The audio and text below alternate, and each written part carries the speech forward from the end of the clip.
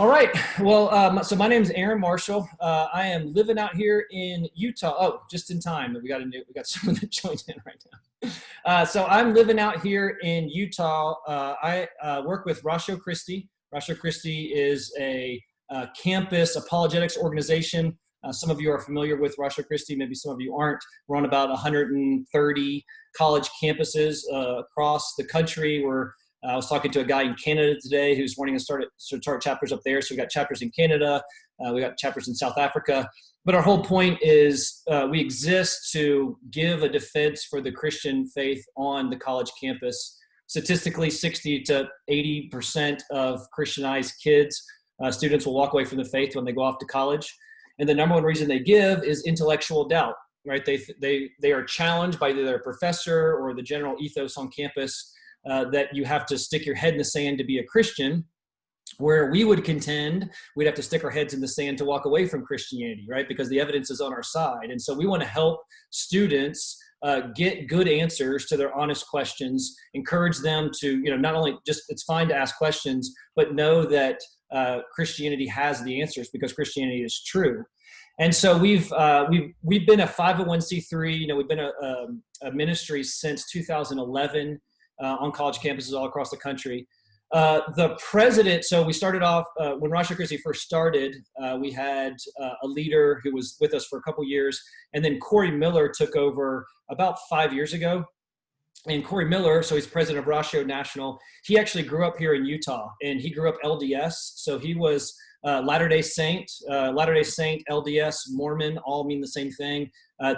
They actually ask not to be called Mormons now, and so they want to be called the Church of Jesus Christ of Latter-day Saint. So if you hear people say LDS or Latter-day Saint, Mormon, all the same thing.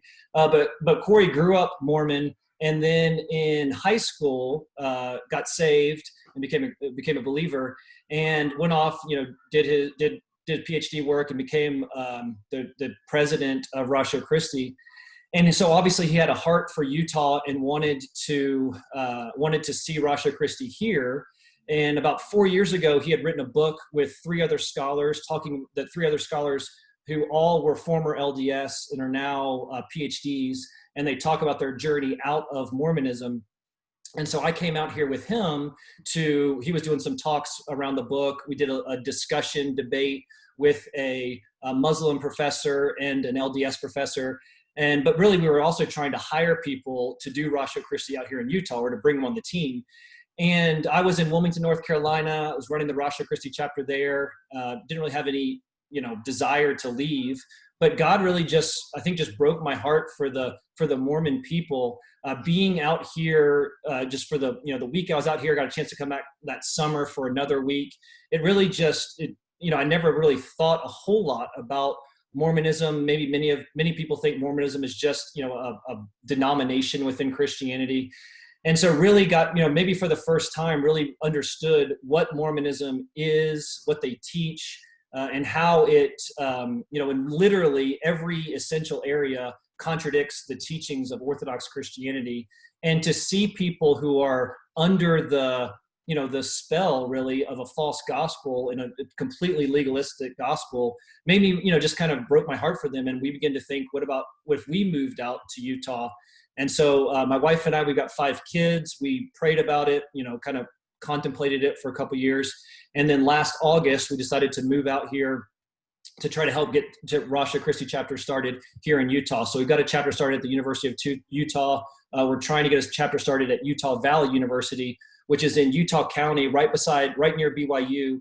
Utah County is the least evangelical county in the whole country, so less than 0.3% Christian in Utah County.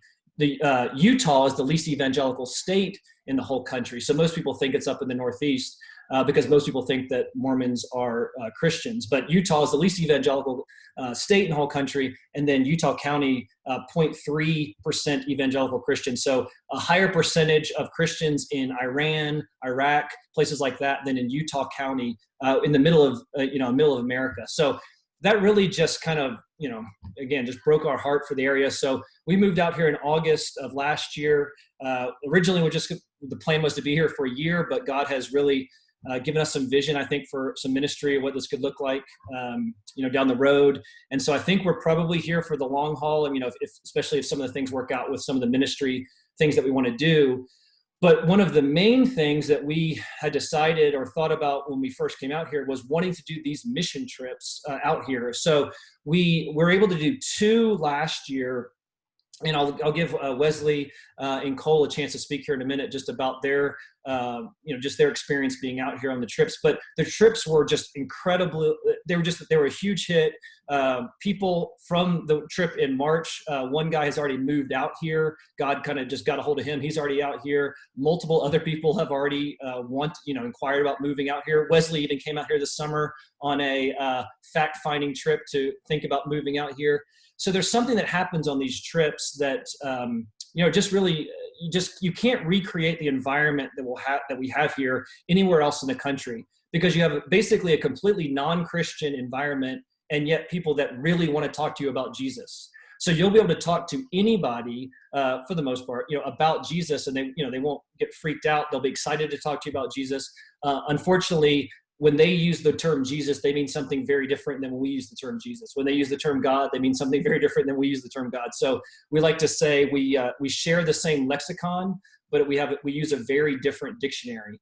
And so a lot of the conversations can be very frustrating with the LDS. And so part of what we'll do, I'll just kind of give you a overview, and then I'll let Wesley and Cole share for a minute. But we'll do a lot of stuff on the front end before the trip on teaching you not only about Mormonism and kind of what they believe, but also some general just Christian apologetics, and also some tactics into how to have these conversations. We're going to equip you on how to engage with people in a winsome way to advance the conversation. We'll equip you with some just general apologetics. I mean, think about the things that we talk about essentially with LDS are the nature of truth, the nature of God, the nature of Jesus, the reliability of Scripture, and the gospel. I mean, if you can know those things, right? I mean, if you can get better, have more confidence, get better knowledge about those things as a believer, it'll help you in all areas of your Christian walk. And so those are the conversations that we're going to have literally on a daily basis while you're out here. So you'll fly in on Saturday. The trip is March 6th through the 13th. You'll fly in, drive in, bus in, or however you get here, hitchhike in. But you'll get here on Saturday. We'll have an Airbnb. Sunday morning, we'll go to our church, evangelical church in Salt Lake City, and then we'll actually go to a Mormon ward. So you'll experience their Sunday service, their Sunday gathering, and then we'll probably have a Mormon apologist that will speak to you that afternoon. So you'll learn from them. Last time, your group, Wesley, we had Kwaku. He spoke to the group. So maybe him, maybe somebody else. And then Monday through Friday, we'll have talks from Christian apologists, evangelists, pastors in the area who will equip you on just, better understanding what you believe, what the Mormons believe, and how we can engage with them. And then we'll have daily interactions with people from the state of Utah. So that'll be Mormons, atheists, you name it. We'll go to the University of Utah. We'll go to Temple Square. We'll go to BYU. We'll go to Provo, which is where BYU is, and knock on doors, depending on COVID, if it allows us to do that. We'll go down to the middle of the state in Ephraim, where a guy 25 years ago started a coffee shop there. When he moved there to Ephraim in early 90s, there was one Christian in the entire county, one. And God just burdened him to move there, and they've started 2 churches, and they started a Christian coffee shop there in Ephraim. So we'll learn from him and kind of get excited about what he's doing, and get a chance to do some evangelism at Snow Junior College, which is right there. And then we'll get a chance at the University of Utah to dialogue. The University of Utah is very secular, there used to be the David Hume Center for Skepticism there. So a lot of what's happening now in Utah is people are, because of the internet, because the information is so widely available, they're Mormons are starting to recognize, if they do research, which they're not supposed to do, they're not supposed to read anti-Mormon propaganda, but if they do, they're realizing that Joseph Smith wasn't who he claimed to be, that the church is built on just a completely faulty foundation, because there is no foundation. And so they're walking away, but they're not walking away towards Christianity. They're walking away to atheism, agnosticism. So you're seeing this huge rise of atheism, agnosticism here in Utah. So we'll get a chance to talk to, and they're pretty angry too. Can you imagine being lied to your whole life about literally everything you thought was true, you realize was all a lie? And so understandably pretty angry. Probably some of the most angry people we'll talk to here are, former Mormons who are now atheist agnostic. But that's where the apologetics will be so helpful. That's where, just the tactics will be helpful. So we'll get a chance to have those conversations. And we'll do all of this, again, we'll debrief every day. We'll have talks from from Christian evangelists, apologists, to help you think better about all of this. The goal being that I would contend that many Christians are much more Mormon in the way they think about their faith than we realize. And I would say than what the Bible calls us to be. And so many of us have faith in faith, right? We just think it's good just to believe in something. And so what we want to challenge everybody, and we think that evangelism to Mormons is a great way to do this, is to think better about what you believe and why you believe it. And so the goal would be that through evangelism to Mormons here in Utah, in the sort of unique environment, that where you are now and where you are after the trip, and we've got some even things planned post-trip, that you will know better what it means to be a Christian. You will know better what it means to how to defend the faith, how to talk to people about Christianity. You know better about what it means to have a relationship with Jesus, because you will see firsthand what it's like in a completely legalistic environment where outward everything looks perfect. I mean, the Mormon world is very kind of Stepfordish. I mean, everything looks perfect on the outside, and inwardly you see that it's a house that's falling apart. The state of Utah per capita is one of the highest in the country in teen suicides, teen drug abuse, opioid abuse across the board, pornography use, highest in plastic surgeries, highest in bankruptcies, because it's all about this outward veneer.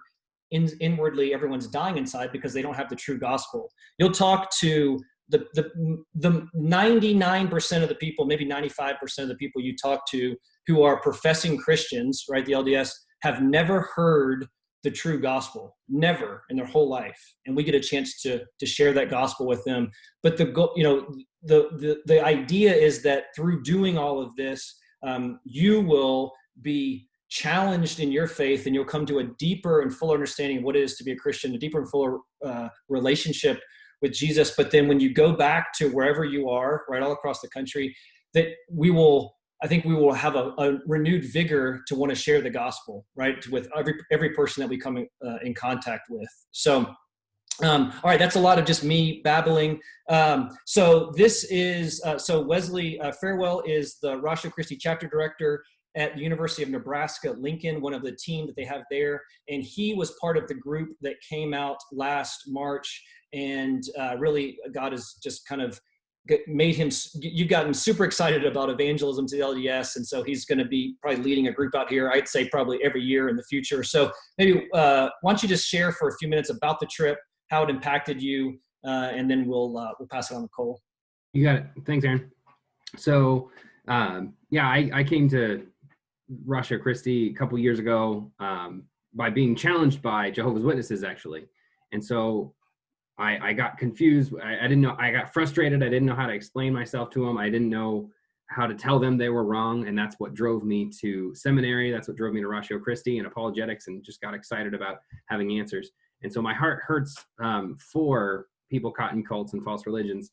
And as Aaron said, this trip kind of gives you a glimpse of that. It kind of gives you that, like, okay, here's some knowledge beforehand. Here's kind of what you're gonna run up against, run into, the conversations where they're gonna go. And then you talk to these people, and you realize you can be talking for, Cole has a story, you can be talking for a long time and be completely talking past each other. But because you're using the same words, but different meanings. So you got to know how to navigate those conversations. But you're talking to these people and you realize that they're wrong, and you realize they believe it with all their heart, and it hurts your heart because God loves them, and they're a person God made and wants a relationship with. And so learning how to navigate these conversations is really important. So that's what we do beforehand. That's what we do there. When you meet them, you learn, you have a heart for the lost. And then when you get home, you have a heart for the lost around you.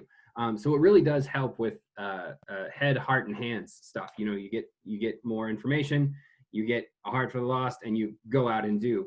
One of my favorite things was that first Sunday going to the Mormon ward, and I went up to one of the elders there, one of the guys there, and asked for a triad. Triad, is that what it's called? Where you get, oh, come on, focus on it. It's not going to.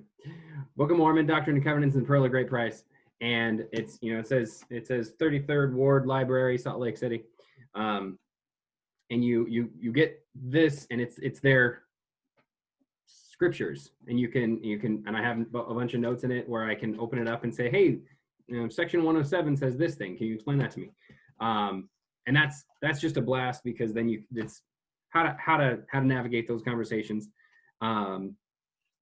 What did I care? Oh, one of the things that I really liked about it was when I got in a conversation with somebody and they challenged me. I think it was actually Kwaku who challenged me and the group with this question. And the leadership didn't rescue us. We all came and we were debriefing together, and somebody raised their hand and said, Kwaku said this thing about this verse in the Bible and said that it should be interpreted this way.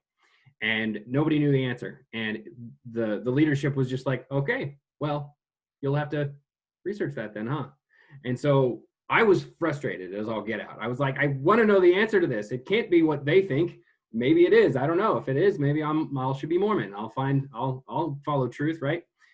But it took like 3 days until the group figured out what the actual interpretation of that verse was. It was awesome, because you got really excited to sit down and dive into the Bible and like read what it actually says in context and what it was. So that was probably my favorite, is being frustrated with a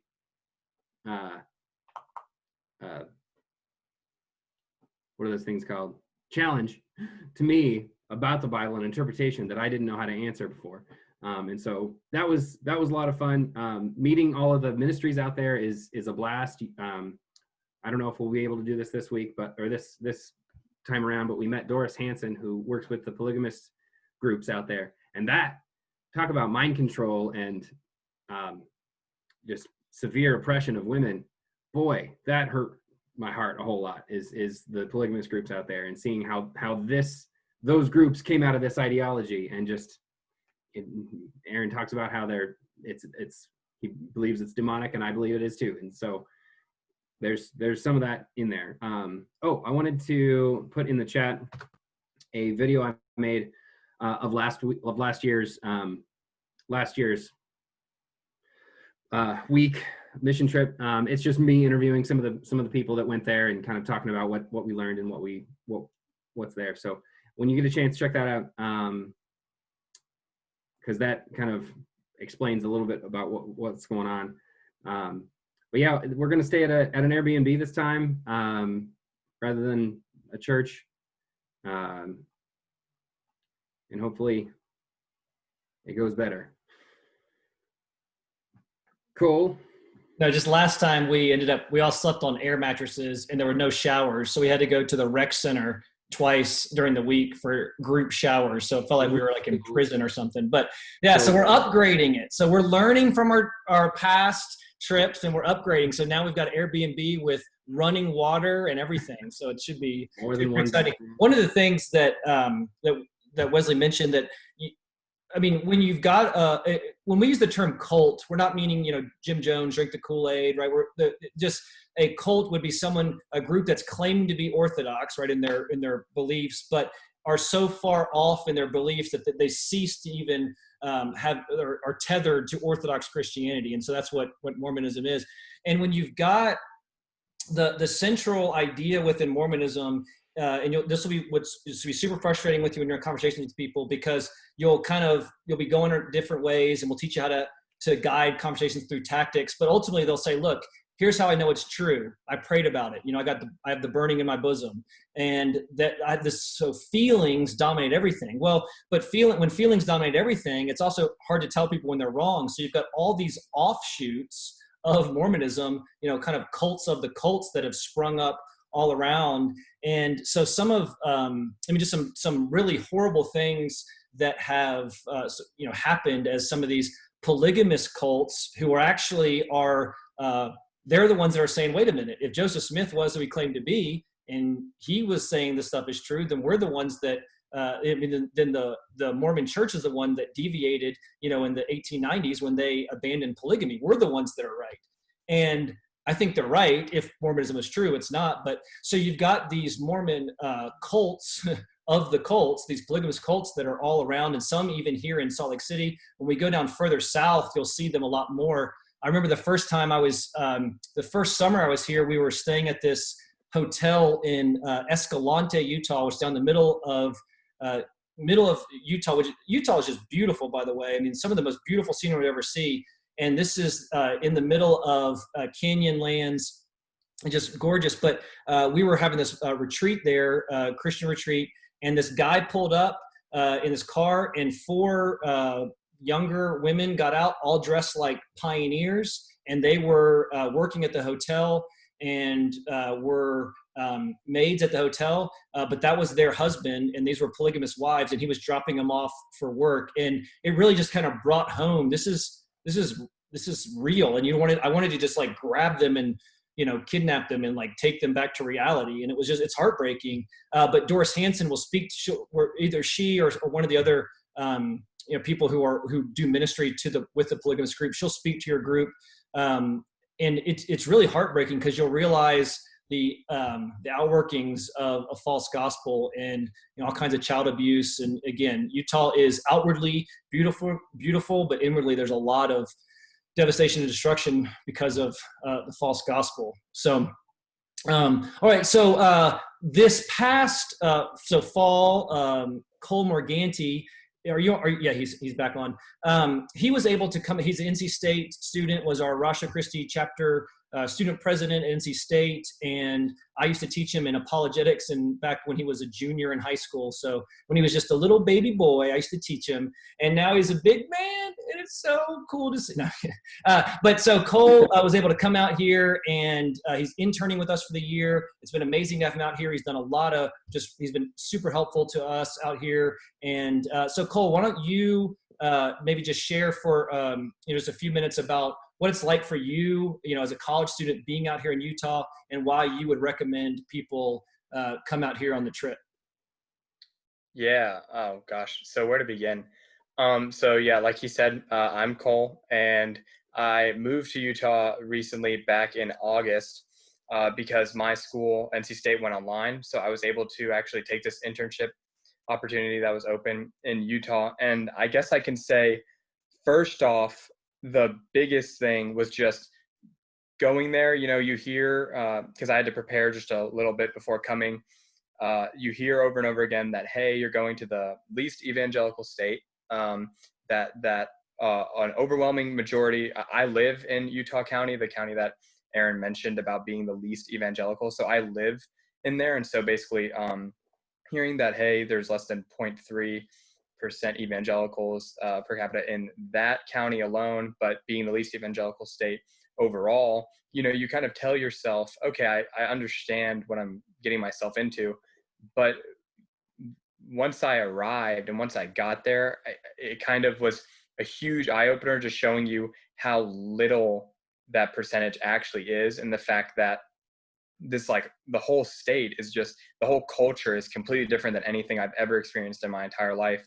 I grew up in North Carolina, so everybody's, Christian there. And, I could go knock on my neighborhood and 90% of the people there would say, oh, I'm Christian, right?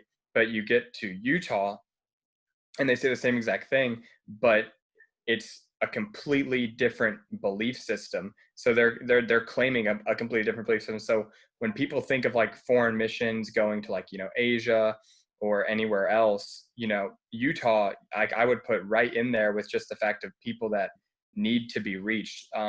Coming here for the first time, just a huge culture shock in the sense of walking around. What hits me the most is walking around an entire population of people who, not even putting aside the whole atheist population, but a whole population of people that believe that they're saved and believe that they're going to heaven and they're actually working towards something really, really, really good. But in fact, they're completely facing the other way and they're actually walking to hell with a smile on their face. And so that kind of hit hard for me and kind of sparked my love for the Mormon people also, being here for the past 3 months. And I can say through those 3 months, one, I've learned more than I ever thought I would have of the LDS religion, and just being able to talk to people like Aaron was saying, just even the exposure of evangelicals out here. I've had a good amount of conversations with missionaries, and I actually had two missionaries I talked to in Temple Square one time. They both told me, they were like, hey, we've never even met an evangelical before. Can you actually tell us what you believe? And they actually wanted to hear what I thought of Jesus and what I thought of God. And so, like Aaron said, there's so much opportunity for talking to people about Jesus because they want to hear about Jesus. But the thing is again, they're all the way on the left side, you're all the way on the right side. And then the apologetic side of me also has a little burning inside, because there's just so much to talk about, and there's so many things that like our tactics. There's a book called Tactics that if you haven't read, you should read it. It's an apologetic book, but we'll be going over it a little bit in the course training for this trip. But just, yeah, there it is. But just being able to use those. Another great thing about Utah is that every single conversation you have is a evangelism encounter, which is somewhere you would find nowhere else in the United States. Every single day I go out, I can take that chance that the person I'm talking to almost certainly is not evangelical. And so that makes every single conversation so much more important, and how I act and how I treat people and how I love people. And it also has strengthened my own relationship with Jesus, just being in such a, how do you say it, such a spiritually dry area, that I realize when I look in front of me, there's this huge boulder that I can't possibly move or chip away at by myself, that I need something much bigger than me to help me do that. And so there's a lot of nights in Utah where I'm like, man, am I even getting anywhere? And so being in Utah also really just has grown me as a Christian, making me depend on Jesus more than I'm like, oh yeah, I'm depending on Jesus, but no, like even more to the fact where like I'm not even holding up any of my weight. And so what's good about this trip is that because I keep telling my friends, you guys got to come out here, you guys got to come out here just for a week, just to see, one, how everyone else acts, and just see the need for Christians out here. That's the first thing that I learned. The first 2 weeks I was here, I was like, there just needs to be more Christians. There's virtually none. And so that really just hit home, but also just how beautiful the state is. If there's another reason to come out here, I mean, we're going to see it when we drive to Ephraim and whatnot, but Utah is a beautiful place. I mean, I've hiked and camped more in the past 3 months than I have in my entire life. It's so amazing. And so Utah is just a beautiful and amazing place to have evangelism encounters, to be able to preach the gospel, and you're in a place where people need it. It's not just like, oh, I'm somewhere and hopefully I'm going to go do something. And so that's one thing about this mission trip that I think is different than a lot of others, is that we're not just going somewhere and trying to help some people and whatnot. Like, we're evangelizing, we're going to preach the gospel every single day of the week. I mean, it's going to be tiring, but this is something that people need. And hopefully, like me, even just being here for a week, you can see the fire that, or I hope that you get the same fire lit in me, as all the other people that have visited Utah before, just for the Mormon people and also just for the lost in general and preaching the gospel. So it's been transformative for me, and that's pretty much all I really have to say. And so I would hope to see as many people as I can in March and, May and June when we have these other trips too. So, yeah, so we've got another trip scheduled in May. So if so this one's March 6th through the 13th. The other one is the end of May. I'm blanking on the dates, but if you're interested, if you know someone that might be interested in those, if these dates don't work out for you, let us know, because we can get you signed up for that. And then we're hoping in the future that we're doing, 5, 6, 7, 8 of these a year once Corona goes through. So let me just piggyback on a couple things that Cole said, introduce you to a couple of the texts that we'll use, and then we'll open it up for questions. I think number one is the state is beautiful. If you're interested, we're going to be packed out from Saturday to Saturday. But if you wanted to come a couple days early, or you wanted to stay a couple days later, we could drive to the Grand Canyon in, I don't know how long it took us. Cole and I, it was on Cole's bucket list to go down there, so we drove down there one day. But Zion National Park is within a 5-hour drive. Arches. There's tons of beautiful things to see. So if you wanted to come a couple of days before, stay a couple of days later, that would be certain. We could do that. And we could go and see some of the most beautiful scenery, that you'll ever see here in the state of Utah. The other thing, you mentioned something else, which I'm blanking on now, but I'm sure I'll remember it after this thing is over. But so let me just share a couple of the text that we're going to use. So we're actually developing our own curriculum for these trips. A friend of mine came out here. We've filmed like 30 some videos for them, but that's not going to be ready for this trip. So we're going to actually use the curriculum that we used on Wesley's trip back in March. That was from a group called Maven. So we're going to borrow their curriculum. Really good. There's nothing wrong with it. It's just we're developing our own for Ratio Christi.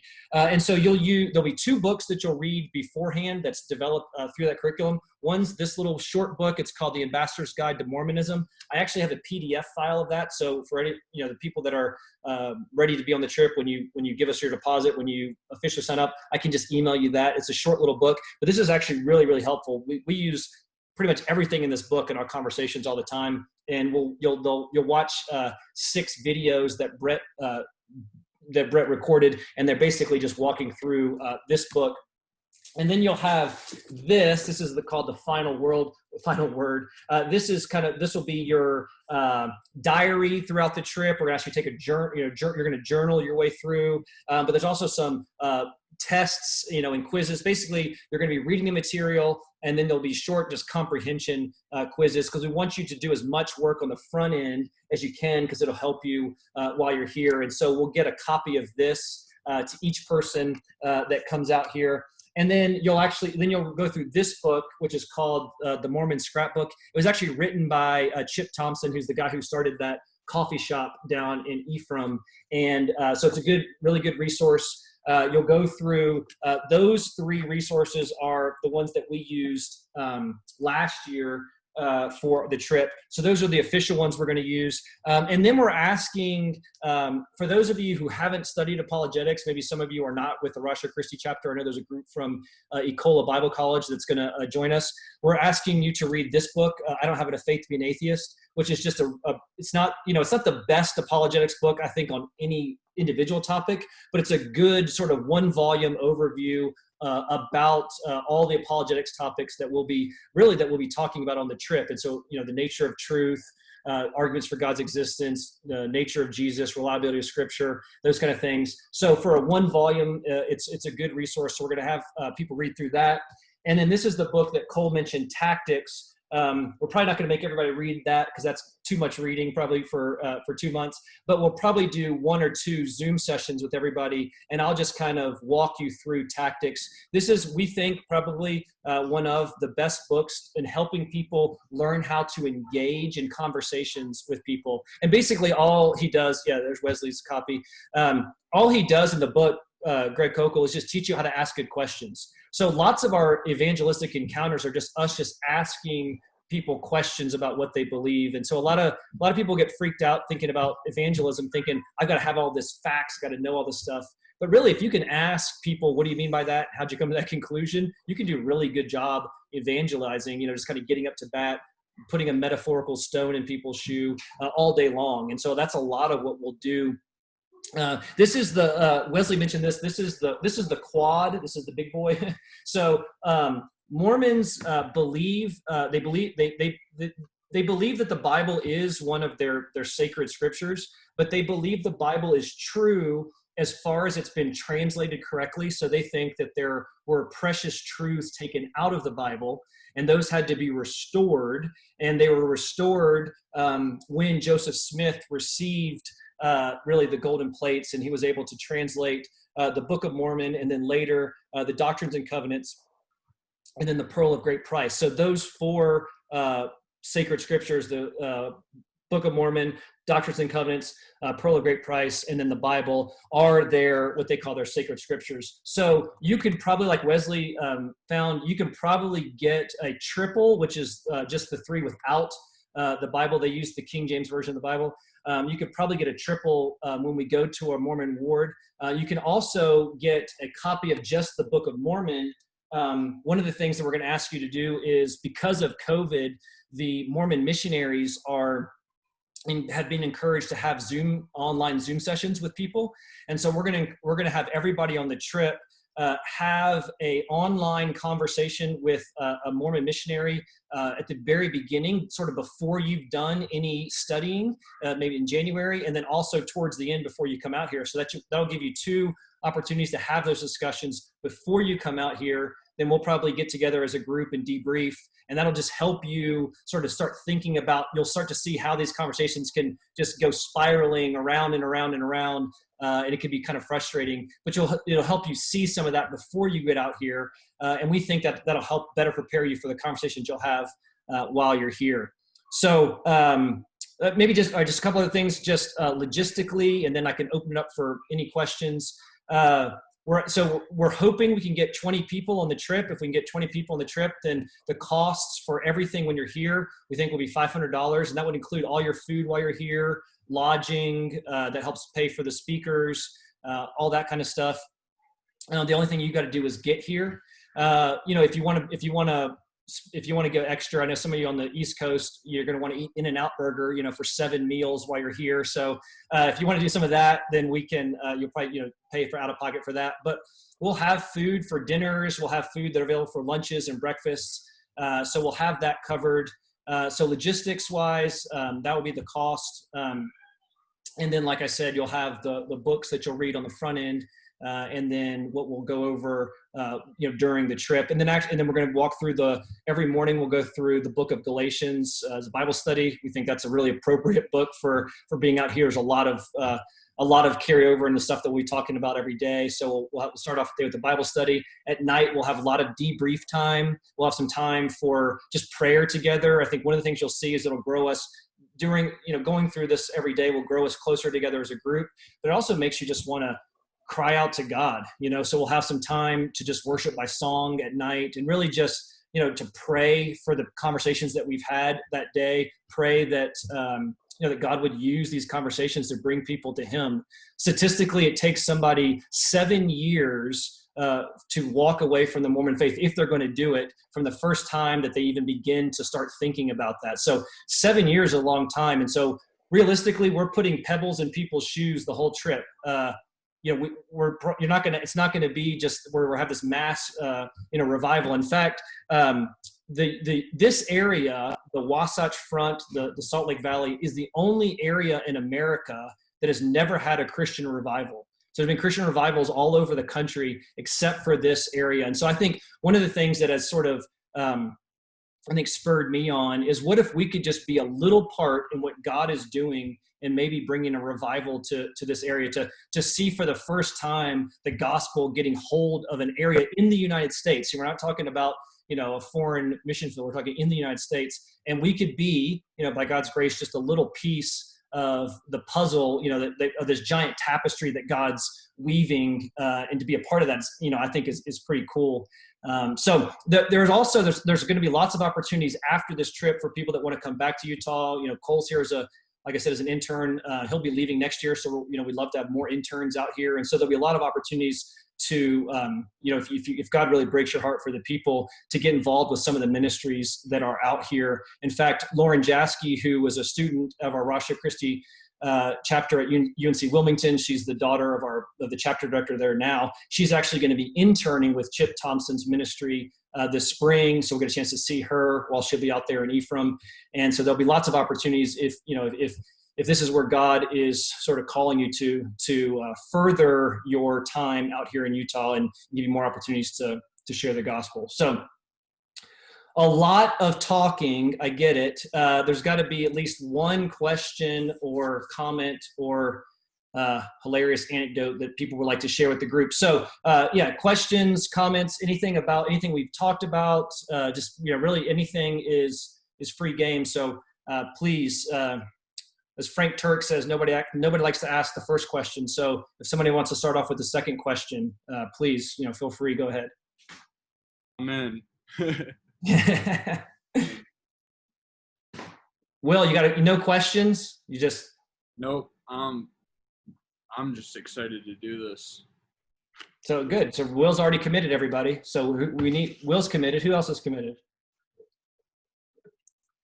No, besides Wesley, any other questions? Any of the logistical stuff, any questions about Mormonism? Stan can answer all your questions about Mormonism. He's been studying this stuff for a while. Stan was the one that introduced me to the Joseph Smith Sphinx. If we have time, we'll take you guys to the Joseph Smith Sphinx when you're out here, and you'll see just weird stuff in Utah, man. There's some interesting stuff, weird stuff here. Yeah. Do you take everyone to that site now? Yeah, I do. I take cold air. I was like, and I just like, and everyone's like, what are you taking us to? And I'm just like, you just can't, I just got to describe it. And then you go, and then there's all this like Masonic stuff there too. And it's just, yeah. So the history of Mormonism is just, like Cole said, I believe that, I certainly believe it's demonic. I think one of the things that has challenged me since being out here is really understanding, I think, of having a better grasp of spiritual warfare. I think I've kind of ignored that probably. I'm much more rationalistic, and being in North Carolina, and I think it's been very evident out here and in studying just that we're dealing with, this spiritual world that's just, that's happening at the same time as all the stuff that's happening here. And there's huge implications for what's happening here.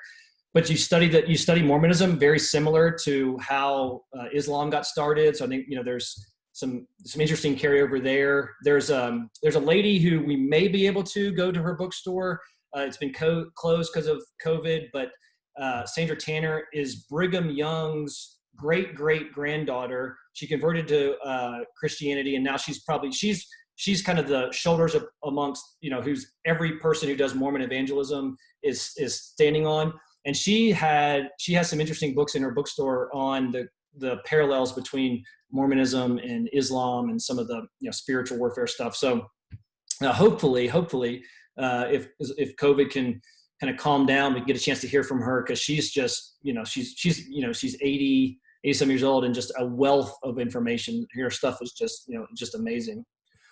So yes, all right. So questions, comments, make sense? Excited about? I do have a question. Yeah, please. I'm definitely interested, but is there like a deadline by which you would need to know if Tonight. I can commit? Right now. Yeah, definitely. Tonight. Yeah. So ideally, we would like a deposit. I would say maybe mid-January would. So the idea, if it's $500, if you can give us a deposit of $100 to secure your spot, by mid-January, because we're going to we've got logistical things that we have to pay for, and that's all based on our numbers.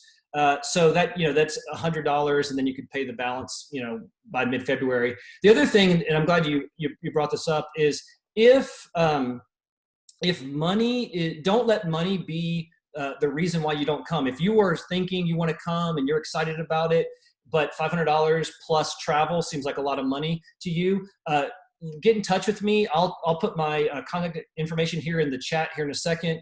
You can, give me my email and my phone number. We had, like last year, we had Rosh Christi supporters from across the country that actually gave scholarships to students that wanted to come out here. So we we can teach you how to raise your support. We can teach you how to go about and asking to help for people to help you to get out here. But also there may be opportunities from Ratio National to support students that want to come out here. So please don't let money be the reason that you don't come out here. There may be some churches even in the area, our church particularly, that might be willing to give scholarships to some students to help you get out here, because the need is so great. Don't let that stop you. But yeah, the idea would be that people would give a deposit of about $100 by, let's say mid-January. Then we would get the balance by mid-February. Then that allows us to make sure all of we've secured the funds for all the things that we need to do that. No, good question. Other questions or comments or? I'm really glad that you mentioned that there's another one coming up in May, possibly, because the way in which I heard about this trip. By the way, hi, I'm Britton. I was at work till 8, so I chimed in without the video for a while until I got home, but I'm here now. So I've been catching up.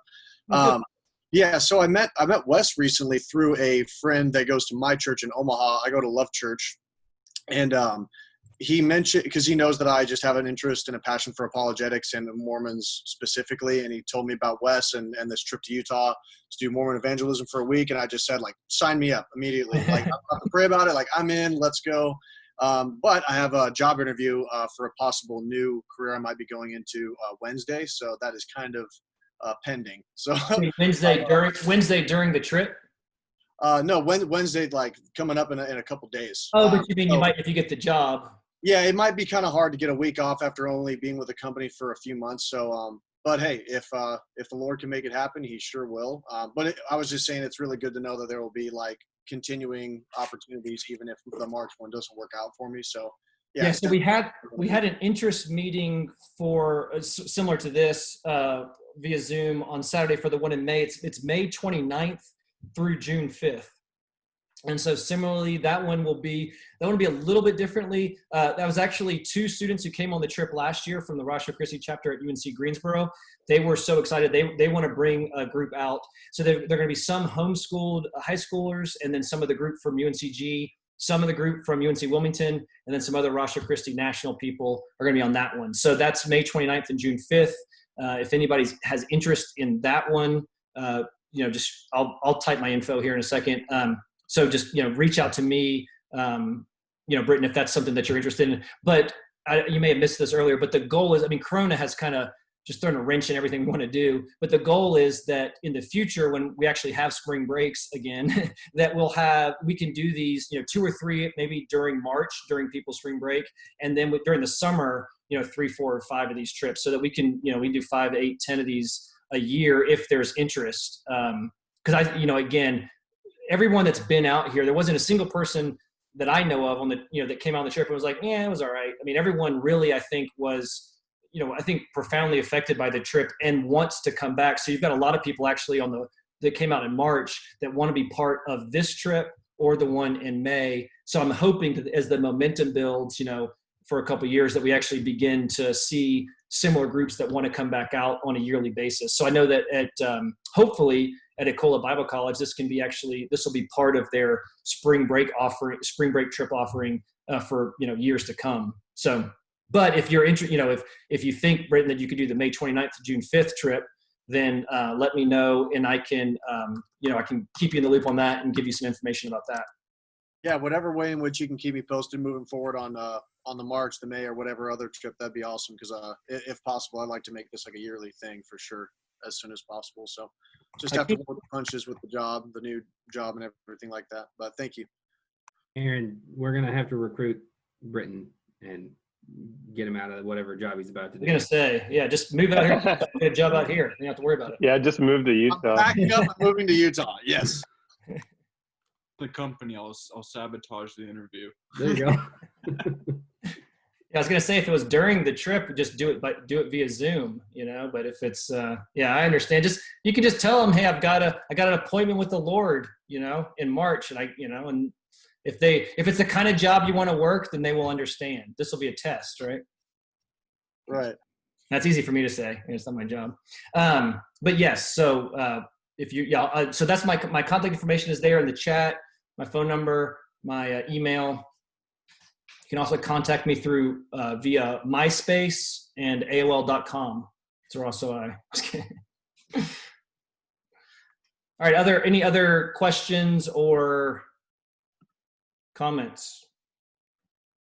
Is anybody on the call from? Yeah, Silas. Looks like you don't have to raise your hand. Just shout at people. That's what Cole does. Gotcha. All right. I'm Silas. Yes, I'm from Cole Bible College, and oh, awesome. Yeah, really excited. I wasn't sure exactly what this would look like. It's been very informing and has gotten me a whole lot more excited, and very encouraging to see the word going out in Utah. So thank you guys for all that you've done so far. And I was curious about the reading. For someone who reads slower, would audibles be like an option for those books? And also, would you recommend reading, say, the Book of Mormon and stuff prior to coming? Would I read the Book of Mormon? Is that what you're saying? Yeah, I mean, you can. It's just it's more just like a numbers. At this point, with 2 months ish to go, the question would be, what would be most helpful for you in those 2 months?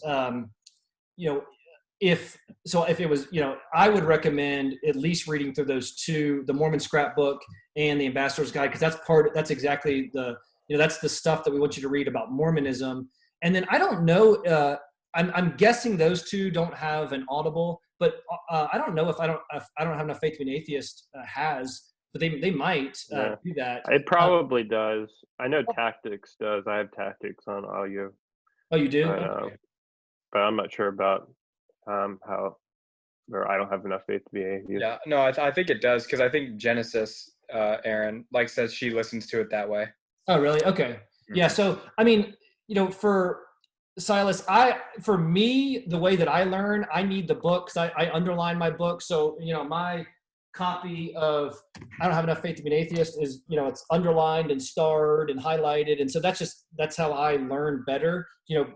Other people obviously are different. So if you can read, there's a lot of information that I think will help you, for years to come. So it's good to have that resource there, but at the same time, maybe you could get a copy of it and listen to it, and have both of them. So obviously, whatever is easiest for you to learn. There's a couple other resources. Again, I mean, there's this fine line between how much information do you need to learn about Mormonism versus I would Cole and I were we were at BYU one day doing evangelism, and we talked to one guy, and he was just die in the wool Mormon, every kind of typical answer. And, it's just kind of, so a lot of our studies on Mormonism, this book is a good one, Mormonism 101. This is one of the speakers that we'll meet, Bill McKeever. He'll speak to you when he's here. That's a good resource. But then we talked to another guy who turns out was actually about to walk away, well, he's contemplating walking away from the church. He's reading this thing called the Ces Letter. That's something that y'all could look at if you're interested. It was written by a guy named Jeremy Runnels, I think is how you pronounce the last name. He's atheist agnostic now, but former Mormon. And these were things that were coming up in his journey out of Mormonism, and he wrote them down in the Ces Letter. So that, we were asking him about his faith, and then he says, actually, guys, I'm probably not the one you want to talk to, because I don't even know if I believe this stuff anymore. And so our whole conversation then turned to, awesome, we're glad you're asking these questions, because we're, and so really then it became more of an apologetics and / just gospel presentation. So we were trying to show him that just because, so the hardest thing for Mormons is to disassociate Joseph Smith from the teachings, right? So the fact that Jesus rose from the dead has no bearing on whether or not Joseph Smith was who he claimed to be. So we want to show them that there's good reasons to believe that Jesus rose from the dead, even though Joseph Smith wasn't who he claimed to be. There's good reasons that we can trust the New Testament, even though Joseph Smith wasn't who he claimed to be. There's a pretty well-known, he's kind of a YouTube guy now, Kwaku L, who's kind of popular amongst younger generation, but I was talking to him one time, and he told me that the only reason he believes the New Testament is because Joseph Smith, that if he ceased to believe in Joseph Smith, he wouldn't believe anything in the New Testament. So we want, in that conversation with that guy, we wanted to give him good reasons to believe the New Testament, right, apart from Joseph Smith. And so it really was much more. And then we wanted to just share the gospel. We wanted to share the true gospel versus the, as opposed to the legalistic works-based, gospel of the Mormon church. So it really we didn't even have to know a lot about Mormonism to have that conversation. So it kind of depends, it's like when they are training, the people, I guess it's not the FBI or whatever the agency that works with fake currency, with counterfeits. They don't spend all their time focusing on the counterfeit. They just spend all the time with the original, because then when they see the counterfeit, they can just recognize it immediately. So, I want you to have some knowledge of Mormonism, because you'll realize just how far it is from Orthodox Christianity. But the more we know the truth, the better we'll be in these conversations, right? I mean, we can just ask questions, and we can just take people back to the Bible, get them to read the Bible is a win. So there's a lot. I mean, I've got bookshelves full of stuff that I still haven't even gotten to yet. That, the amount of reading you can do on this is just, is a lot. But these resources, if we can at least get these, then we think that's at least a good start. And reading them before you come will just help you in your conversations while you're here. But we'll do a lot of debriefing while you're here too. And so for some people that think, oh, this is a lot, this is too much to read, do what you can. The more prepared you are when you come, the better it'll be. Mm-hmm. But also, we'll do a lot of conversation while we're here, and a lot of debriefing, so you can learn a lot as you go in these conversations while you're here. So don't let that, again, just like the money, don't let that be a reason why you don't come, thinking this is just too much. I think if anything, it'll the more you learn about it, it'll excite you to want to learn more about not only what they believe, but the true answers to these things. Mm-hmm. So his answer, Silas, about should you read the Book of Mormon is probably no, you don't need to read the whole thing. Because what we'll get in the resources that we'll go through is like the final word is what I'm thinking of. That's the one that I went back in a lot, and I went through and studied it again, especially the gospel portion. I think it's section 3 or 4 or something. But boy, I kept going in the final word, looking at the gospel one, trying to figure out how best to formulate it, how best to get into the conversation. But you'll get, so even if you haven't read a single word of the Book of Mormon, when you start talking to missionaries or Utahns, and you ask them what they believe about something, and then they quote 2nd Nephi or something, you're like, okay, what was that verse? And you write it down, so then you can know where to look and what they quote and why they quote it, and you underline it, and then write a reference that refutes it from the Bible, and write a reference that refutes it from the Book of Mormon next to it, so that you can engage with people better. I mean, that's all we're trying to do is gain that. So I don't think you need to study the whole thing. And yeah, that's kind of a mark against you when they say, have you read the Book of Mormon yet? And you say, well, no. Which parts should I read? The whole thing?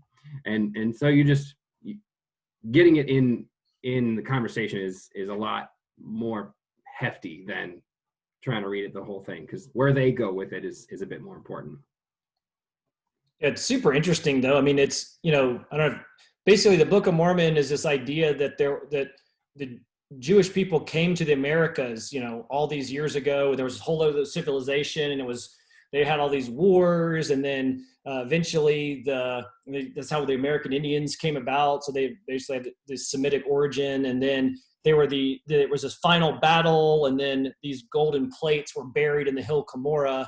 And that's why when Joseph Smith, who was living in New York, this was up in New York, was living in New York when he had the appearance of Moroni, and he said, there's these golden plates that are buried. That's why, that's where he went to retrieve them. So really the Book of Mormon is, it's a history, false history of the Americas. It's also interesting that a lot of, and this will come out in a lot of the discussions we'll have, but a lot of the Mormon doctrine changed over the years. So you read the Book of Mormon, and it sounds pretty. You know, there's passages that talk about one God, eternal God, these kind of things. But it's in the Doctrines and the Covenants, as Joseph Smith evolved in his thinking, and you know whatever else is going on, where you start to see a lot of the just, you know, where it starts to just take this drastic turn away from Orthodox Christianity. And so, like Wesley said, I mean, we don't have time to read all of that and absorb it all, you know, beforehand. So, but there's nothing wrong with saying, hey, I've never read that, you know, show me where that is. And just, you know, it shows that you're inquisitive and you're asking them questions. And, you know, that's kind of, you know, our conversations are always very calm, and we're asking questions. And, you know, even when we disagree completely, you know, we never have had a conversation where someone walked away just angry at us. I can't think of one conversation since I've been in Utah where, you know, we've always had, even when we completely disagreed, you know, we'll teach you how to have the conversations in a way that still kind of promotes the next conversation, right? That's the goal. Is, you know, we're letting God do what God does, and we're just getting up to bat. Awesome. Yeah, I got a question. Sure. Is any of the literature, anything we go over, like terms? Because, like, I mean, they speak Christianese, but like when I say grace and they say grace, it's a different thing. When I say Jesus, they say Jesus, two totally different things. And I was just wondering if any of it goes through these terms, because I mean, it sounds like we're saying the same things, but we're not. So this is the Mormon Scrapbook. This is the book that you'll read. Right, the very back of it, you'll see here, this is the glossary of terms. So at the very beginning of the book, they'll start, and as he's going through, it'll say, okay, stop, turn to the glossary of Mormon terms and read the LDS definition of exaltation, right? Because you'll talk to the LDS about salvation, and they'll say, yes, salvation by grace through faith alone, 100%, I agree with you. And you're like, wait, that's not what I was taught. You know, you guys mean something different. But they don't, because they're talking about general salvation there. Individual exaltation is their goal. That's actually becoming God, right? And so we've got to get past that. So the terms in the Mormon Scrapbook are really important, and that's so that resource is really helpful for you, Will, for all of us to understand, because it, you know, I'm still learning the terms now, and it's, you know, most of your conversations we're talking past each other, and that's why, you know, one of Kokel's tactics, what do you mean by that, is so important. Okay, wait a minute. When I use the term salvation, I know what I mean, but what do you mean by that? You know, and we'll find out we're actually meaning completely different things. So yes, so that book is very helpful, at least with those kind of the typical things that will come across those terms. Yeah. That's why it's also good that we're to learn general apologetic stuff too. Because when you're out here, you'll see, and this is just like any other, you know, state in the Bible Belt, when you're talking to, you know, Christians that also say that they are Christian, that you can load yourself up on all this LDS apologetic, but then when you talk to them, you'll realize that every single individual probably believes something completely different than the last one you just talked to. Because at least when you don't have that solid foundation of gospel truth, it tends that you'll steer either left or right or somewhere else. And so all of these LDS that don't have that standard foundation, they have to just come up with their own explanation for a lot of things that the LDS religion says don't dive into that. And so when you get to those where it's like, wait, I thought you believed this, like, no, I don't believe that. And you have to realize, oh, I'm not just I'm not trying to beat Mormonism. I'm trying to talk to the person in front of me. Right. And so that's why also just general apologetics, and which is some of the literature that we have too, is really, really important. And so it's good to study. It's good to study up on both of those, not just to turn whole one way. And that's, so I just had a little input right there because I've made that mistake before. Yeah. I made that mistake as well last year when I came. I went out door knocking, and I just kind of put it up like, hey, I'll defend Christianity, you defend LDS, go. Turned out it was bad. You're supposed to talk to the person, right? The person as a person, and ask them what they believe, and you try to guide them. So it was less productive. I think it's interesting. I think generally speaking, a lot of Mormons today kind of have a watered down version of Mormonism. And that's what a lot of, like, I think apologists that kind of focus on Mormonism, like James White, have said, and other people have said, like, over the last like 20 years, Mormons today, especially in like younger generation Mormons, they don't really know Mormonism in the way that it has been taught historically. And so it's really important to ask questions to find out what they actually believe, because you might find out, you might know more about Mormonism than they do. So it's kind of, you have to navigate that in each conversation. Yeah, I mean, Cole and I went to an event down in Provo before Corona shut everything down, and there was a girl there, 2 BYU students. They were lesbians, and within Mormonism, that's 5 years ago that was you would have got kicked off campus. Now they're having pride marches on campus, and she was a very sort of new agey Mormon, and so she would not have every answer from all the Mormon texts on the apologetics text on what you think Mormons believe, she would have not believed any of that stuff. And so if we spend all our time saying, oh, I know what you believe just because you're Mormon, we talk right past her. And so we just have to be we have to be aware that it is, I'd say, much like evangelicalism, right? People are drifting from the truth. And this is another reason why I think this trip can be helpful, because it'll help us solidify, what does it even mean to be Christian? We're talking to these people and we're saying they're not Christian. What is it? I gotta know what it means to be Christian, so that you can have these boundaries, so I can know if someone's outside the boundary or not. And I think, many people in our culture today, well, that's rude, that's intolerant and rude to tell people that there's even boundaries. And so part of the trip is not that, it's just as much for y'all, the students, to wrestle through this stuff on your own, to get a better understanding of what it is to be a Christian, and do it, and to have that interaction with the Mormonism as the impetus for that conversation with yourself and with us in the group. And, even if you don't know a Mormon back wherever you are, this is still an important trip because of the things you'll learn, and you'll be able to have these conversations with anybody, anytime.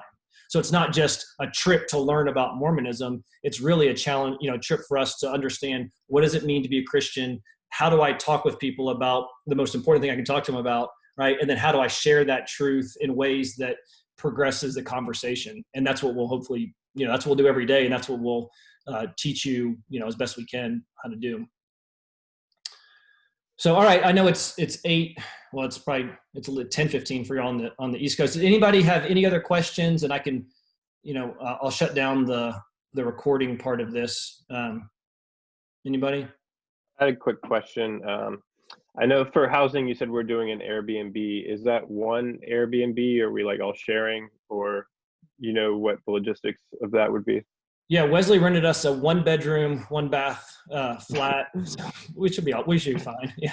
No, it's I think we've got one place that sleeps up to 16, and then so we're either, depending on if we can get, depending on the numbers, we're either going to rent a place right near that, or we've got some arrangements that we can make for to stay with people close to me, which would be not too far from the other group. It's better if we're all together. And so we could, it'd be better if we rented a place close. But yeah, so we will stay in a place that's either close together or, close enough that we can, because a lot of the really the meat of the trip, the fun part, is us getting together afterwards and just debriefing and discussing and talking about our conversations. And we want to have some time with these. Some of these people have been doing Mormon evangelism for years and have lived out in Utah for years, like Bill McKeever, and we'll get a chance to spend a couple hours with him. And he's just a wealth of information. So in a relaxed setting and getting a chance to just learn from him in like the living room of the house we'll be staying in, and then we'll eat meals together and that kind of stuff. So, so 16, definitely. We could probably squeeze in 1 or 2 more, probably, right, Wesley? Maybe. But we'll see. But if it's much more than that, then there's also a basement in that place that we might be able to rent. Well, so we've got a couple options with that. Cool. Yeah. So also, I just thought of something. Or I was just going to talk about beds really quick. So okay, go ahead. I was gonna say it's sleep 16. I think that because that's the cap on Airbnbs now, but it has 10 beds or 11 sleeping places. So that means that we'll have to coordinate people bringing air mattresses and stuff. We'll have some stuff here. Yeah. Yeah. So we'll do that, and we'll do some drawing or something. I don't know what we'll do about getting who has dibs on beds and stuff. Cole sleeps outside anyway, so he's perfect. Good. Yeah. All right, Dan, hit it. I was just thinking, like, with I guess the preparation that we'll have going into it with the reading, and also hopefully talking to some missionaries. With that going on, would we also have like some calls like this to kind of come together again and kind of discuss like how we're all doing and just talk about everything? Yeah, exactly. So the goal would be that we would, we're going to at least, depending on, so we'll probably do some of the tactics calls with some of the people that haven't read tactics before. So anybody can come on that, but then we'll probably do at least 2, probably 3 group Zoom calls with everybody on the trip, just so we can get to know each other better. We'll set up a group me for the trip, just so we can start interacting with each other, a place that we can talk about our missionary calls, those kind of things, debrief about that, debrief about any of the material that we're going through, and then also just some logistic stuff as we're getting closer to the trip. So I would say at least 3, maybe even 4 Zoom calls with everybody, and then maybe 1 or 2, probably 2 calls that specifically just focus on tactics for people that haven't gone through that before. But yeah, I think it's important that we kind of get to know each other and, whoever's on the trip, as best we can before the trip, because, we're just going to be doing a lot of stuff together. We're doing a lot of partner evangelism during the trip. And so it's good that we want to break, kind of switch up, because you learn more when we're doing stuff with different people. So I think that'll be an integral part of the trip as well. Well, good. All right. Well, I'm going to stop. I'll stop the recording now. And then if you're watching this in the future, the chat, if there is a chat, has all our information on it. Email me, call me, send me smoke signals, and we'll get you information about this trip, because we're excited to have y'all come out here and experience what we've all experienced, for those of us who've been out here. And really, God just keeps calling us back here to Utah. So we're excited to get another group out here. So anyway, so thanks for watching the video. And again, any questions, reach out to me.